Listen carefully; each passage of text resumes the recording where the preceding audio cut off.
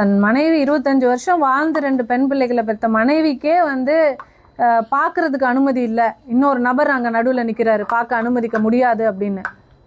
அவங்க அம்மா அப்பா போய் பார்க்க முடியல, நடுவில் ஒரு நபர் நிற்கிறாரு, அந்த நபர் பேரை நான் தேவைப்பட்டா சொல்லுவேன், நடுவில் ஒரு நபர் நிற்கிறாரு பார்க்கக்கூடாது அப்படின்னு.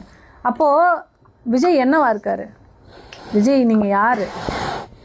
ஏன் உங்களுக்கு இவ்வளோ போர்வை? எதுக்காக இவ்வளவு இவ்வளவு ஒரு தடை, இவ்வளோ பேரியர்ஸ்?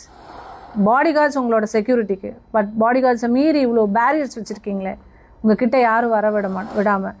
எதுக்காக இதெல்லாம்?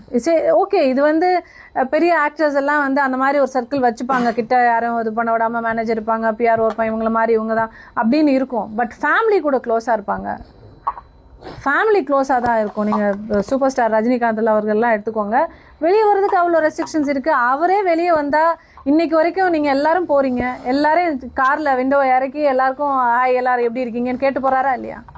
அதாங்க சூப்பர் ஸ்டார், அதாங்க ஒரு நடிகன் கிட்ட வந்து மக்கள் வேறு எதுவுமே எதிர்பார்க்கல. நீங்கள் வந்து உங்கள் சொத்து பணத்தெல்லாம் எங்களுக்கு கொடுத்துட்டு போங்கன்னு கேட்கல மக்கள்.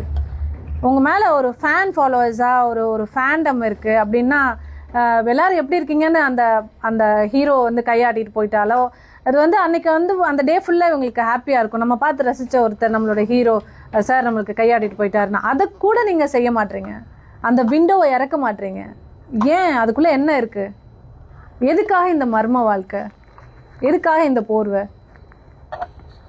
இதுதான் என்னோட கேள்வி.